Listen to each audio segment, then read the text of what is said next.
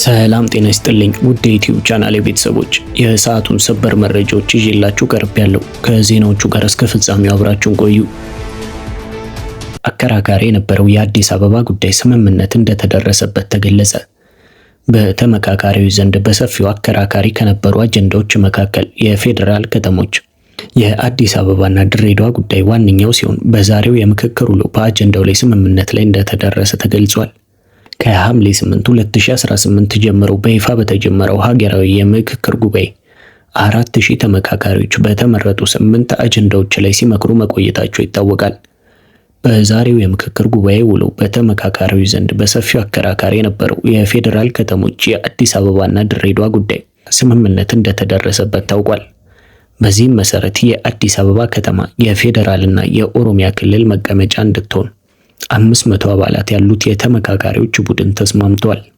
ልዩ ጥቅምን በተመለከተ ዝርዝር ጉዳዮች በቀጣይ በሰፊው እንደሚመከርባቸው ተገልጿል። የአዲስ አበባ ጉዳይ በተመካካሪው ዘንድ በሁለት ጎራ የኦሮሚያ ክልል አካልና ዋና መቀመጫ ትሁን በሚልና የፌዴራል ከተማ ዋና መቀመጫ ትሁን በሚል በተመካካሪው ዘንድ ለቀናት ሲያጨቃጨቅ መቆየቱ የሚታወስ ነው። አዲስ አበባ ውስጥ በተያዘው አገራዊ ምክክር ላይ የሚሳተፉ 3 የፖለቲካ ፓርቲዎች በምክክር ሂደቱ ላይ ቅሬታ፣ ጥርጣሬና ስጋት እንደተሰማቸው አስታወቁ። እናት ፓርቲ፣ ነጻነት እኩልነት ፓርቲና የአማራ ብሔራዊ ንቅናቄ በየፊናቸው ባወጧቸው መግለጫዎችና ደብዳቤ እንዳሉት ምክክሩ እንዲሳካ ሂደቱ ሊታረም ይገባል። እናት ፓርቲና የነጻነት እኩልነት ፓርቲ ቅሬታና ማሳሰቢያቸውን በየፊናቸው ባወጡት መግለጫ ሲያስታውቁ፣ የአማራ ብሔራዊ ንቅናቄ አብን በምክክር ሂደቱ ላይ ያለውን ቅሬታ ለምክክር ኮሚሽን ለሶስተኛ ጊዜ በጻፈው ደብዳቤ መግለጹን አስታውቋል። እናት ፓርቲ በመግለጫው የምንመካከረው አዲስ የእርስ በርስ ጦርነት ለማዋለድ አይደለም ሲል ሂደቱ ላይ ከፍተኛ ስጋት እንዳለው ገልጿል። በምክክር ሂደቱ የአዲስ አበባ ከተማን ለአንድ ቡድን ለማስረከብና አዲስ የጸብ ግንባር ለመቀስቀስ ጥረት እንዳለ መታዘባቸውን የፓርቲው ፕሬዝዳንት ዶክተር ሰይፈ ስላሴ አያሌው ገልጿል። ነጻነትና እኩልነት ፓርቲ ባወጣው መግለጫ ደግሞ ሀገራዊ ምክክሩ እንዲሳካ ሁሉም የበኩሉን ያበርክት የሚል ጥሪ አድርጓል። የፓርቲው መግለጫ አክሎም የምክክር ሂደቱን ውጤታማ ለማድረግ የአንድ ወገንን ፍላጎትን በሌሎች ላይ ለመጫን ከሚደረግ ሙከራ መራቅ፣ በቀጥታም ሆነ በተዘዋዋሪ በምክክር ሂደቱ ላይ አሉታዊ ተጽዕኖ ከሚያደርጉ አፍራሽ ተግባራት መቆጠብ ያስፈልጋል በማለት አሳስቧል። የአማራ ብሔራዊ ንቅናቄ እየተስተዋሉ ያላቸው ችግሮች ካልተስተካከሉ ከሂደቱ መውጣትን ጨምሮ ተገቢ የፖለቲካ አቋም ያለውን እርምጃ እንደሚወስድ አስጠንቅቋል።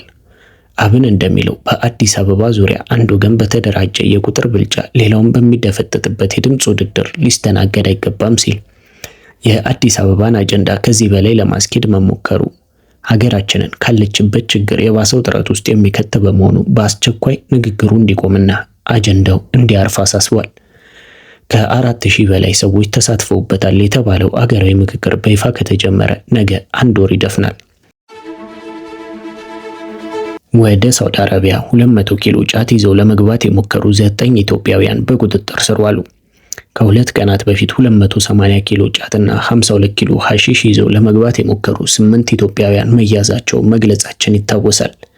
ባለፈው ሳምንትም ቁጥራቸው ቀላል የማይባል ዜጎች ተመሳሳይ ድርጊት ሲፈጽሙ በቁጥጥር ስር መዋላቸውን ዘግበን ነበር።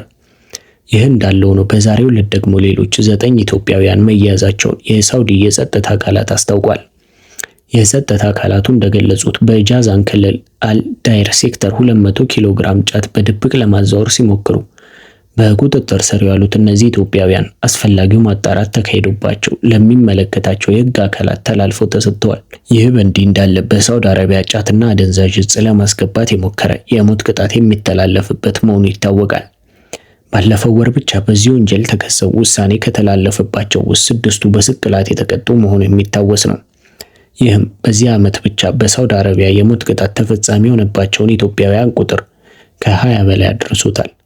በሌላ በኩል የሞት ፍርድ ተላልፎባቸው ቅጣታቸውን የሚጠባበቁ ኢትዮጵያውያን ቁጥር ወደ 200 እንደሚገመት መረጃዎች ያሳያሉ።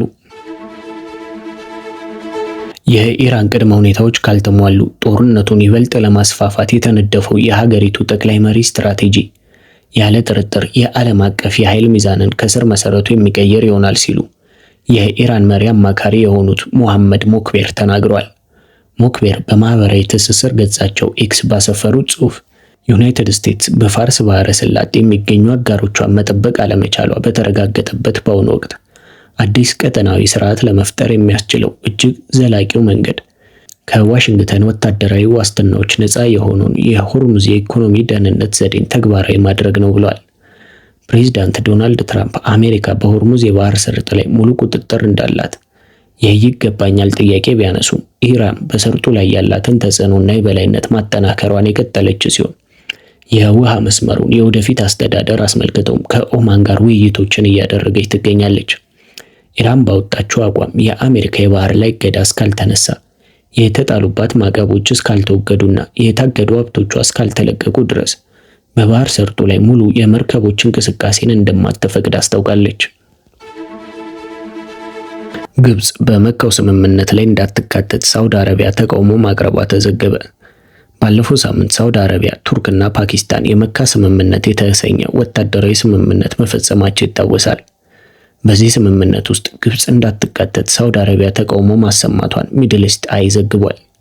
ሶስት ምንጮቹን በዋቢነት የጠቀሰው ዘገባው እንዳለው በስምምነት ውስጥ ግብጽ እንድትካተት ቱርክ ከፍተኛ ግፊት ማድረጓን ገልጾ ይሁን እንጂ የሳውዲ ባለስልጣናት ቢያንስ ለጊዜው መቀላቀል የለባትም የሚል አቋም ማንጸባረቃቸውን አስታውቋል። እንደ ዘገባው የሳውዲ ተቃውሞ የመነጨው በሪያድ እና በካይሮ መካከል ያለው ውጥረት በመባባሱ የተነሳ ነው። እንደ አውሮፓውያን አቆጣጠር በ2013 የተካሄደውን መፈንቅለ መንግስት ተከትሎ ፕሬዚዳንት አልሲሲ ስልጣን ከያዙ በኋላ ሳውዲ አረቢያ ትልቅ የገንዘብ ድጋፍ ማድረጓን የጠቀሱት የጋዜጣው ምንጮች የካይሮ ኢኮኖሚ እንዲያገግም መጀመሪያ የሰጠችው 25 ቢሊዮን ዶላር እንደነበር አውስቷል። ነገር ግን ለዚህ ድጋፍ ተገቢነት ያለው ምላሽ ከካይሮ አለማግኘቷን ጠቅሷል።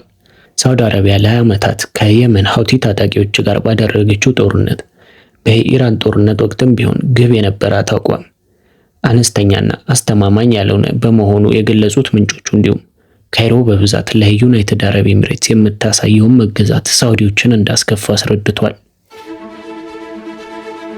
በአማራ ክልል ከተፈጠረው የጸጥታ መደፍረስና ግጭት ጋር በተያያዘ በሽብር ወንጀል ተከሰው በእስር ላይ የሚገኙ ከ300 በላይ ፖለቲከኞች፣ ጋዜጠኞችና ሌሎች ግለሰቦች በይቅርታ እንዲለቀቁ መንግስት ሂደት መጀመሩ ተዘግቧል። ሆኖም ይህ የይቅርታ ሂደት የያዛቸው ቅድመ ሁኔታዎችና የተከሳሾቹ የክስ ደረጃ ከህግ አንጻር ሲታዩ ከፍተኛ አከራካሪ ጉዳዮችን አስነስተዋል። የቢቢሲ ዘገባ እንደሚያመለክተው ይህ የይቅርታ ሰነድ ለተከሳሾቹ የቀረበው በኢትዮጵያ ሰብአዊ መብቶች ኮሚሽን ዋና ኮሚሽነር ብርሃኑ አዴሎ አደራዳሪነት ነው። ዋና ኮሚሽነሩ ከሰኔ 1 ቀን 2018 ጀምሮ ለአንድ ወር ያህል በተከሳሾችና በመንግስት መካከል የማሸማገል ስራ ሲያከናወኑ ከቆዩ በኋላ ይህ ሰነድ ቀርቧል። ይህ ሰነድ ተከሳሾቹ ክሳቸው እንዲቋረጥና ከእስር እንዲለቀቁ የተለያዩ ከባድ ቅድመ ሁኔታዎችን እንዲቀበሉ ያስገድዳል። ዋና ዋናዎቹ ቅድመ ሁኔታዎች የሚከተሉት ናቸው። በአማራ ክልል ለተፈጠረው ቀውስ፣ ለሞቱና ለቆሰሉ በሺዎች ለሚቆጠሩ ሰዎች እንዲሁም በቢሊዮኖች ለሚገመተው የንብረት ውድመት ኃላፊነት መውሰድና ወንጀሉን ፈጽመናል ብሎ ማመን። 2. አገሪቱ በአማራ ትውፊቶችና እሳቤ መመራት አለባት እንዲሁም ያለ አግባብ የተወሰዱ የአማራ ርስቶች መመለስ አለባቸው የሚሉ አቋሞችን ማራመድ ወንጀል መሆኑን ማመን። 3. በአማራ ክልል የሚንቀሳቀሱ ታጣቂዎችን ጽንፈኛ ኃይሎች ብሎ ማውገዝ። 4. ዳግመኛ በእንደዚህ አይነት ድርጊት ውስጥ ላለመሳተፍ ቃል መግባት እና ይህን ከጣሱ መንግስት ህጋዊ እርምጃ እንዲወስድ መስማማት። አብዛኛዎቹ የቀረበላቸውን ሰነድ መፈረማቸው ቢነገርም ፖለቲከኞችና ጋዜጠኞችን ጨምሮ 30 የሚሆኑ ተከሳሾች ግን ሰነዱን አንፈርምም በማለት ውድቅ አድርጓል። እነዚህ ተከሳሾች በደብዳቤያቸው ላይ እንደገለጹት ወንጀለኛ ነን ብለን አንፈርም፣ ይህ በህግም በሞራልም በፖለቲካም ተቀባይነት የለውም፣ የአማራ ህዝብ ጥያቄዎችም ህጋዊ ናቸው ብለን እናምናለን ሲሉ አቋማቸውን አንጸባርቋል። በተጨማሪም ተከሳሾቹ በፍርድ ቤት ወንጀል አለመፈጸማቸውን እየተከራከሩ ባሉበት ሁኔታ እንዲህ ያለ ሰነድ መፈረም እንደማይችሉ በማስገንዘብ መንግስት ክሱን አቋርጦ በፖለቲካዊ ውሳኔ መሰረት እንዲፈታቸው ጠይቋል። ይህ የይቅርታ ሂደት ከህግ አንጻር ሲታይ ትልቅ ግድፈት እንዳለበት የህግ ባለሙያዎች ይሞግታሉ። በጥብቅና ስራ ላይ የተሰማሩት አቶ ኤርሚያስ ጥላውን እንደሚያብራሩት በኢትዮጵያ የወንጀል ህግ አንቀጽ 229 እና በይቅርታ አዋጅ 840/2006 አንቀጽ 15 መሰረት የይቅርታ ጥያቄ ሊቀርብና ሊሰጥ የሚችለው አንድ ተከሳሽ በወንጀል ጥፋተኛ ተብሎ የመጨረሻ ቅጣት ከተወሰነበት በኋላ ብቻ ነው። ነገር ግን በአሁኑ ወቅት የይቅርታ ሰነድ የቀረበላቸው እነዚህ ከ300 በላይ የሽብር ተከሳሾች ገና ፍርድ ያላገኙና የክስ ሂደታቸው በተለያየ ደረጃ ላይ የሚገኝ ነው። በመሆኑም የህግ ባለሙያዎቹ እንደሚሉት የፍርድ ውሳኔ ሳይሰጥ ይቅርታ መጠየቅም ሆነ መስጠት በህጉ የማይፈቀድ ነው። እልባት ሊገኝ የሚችለው መንግስት ክሱን አቋርጦ በምህረት ሲለቃቸው ብቻ መሆኑን አስረድቷል። በጉዳዩ ላይ የኢሰመኮ ቃል አቀባይ መረጃ እንደሌላቸው ከመግለጽ ውጪ ተጨማሪ ማብራሪያ ለመስጠት ፈቃደኛ አልሆኑም። ለሰዓቱ ያስኩላችሁ ሰበር የሆኑ መረጃዎች ይህንን ይመስሉ ነበር። በቀጣይ በሌላ መረጃ እስከምንገናኝ ደህና ሁኑ።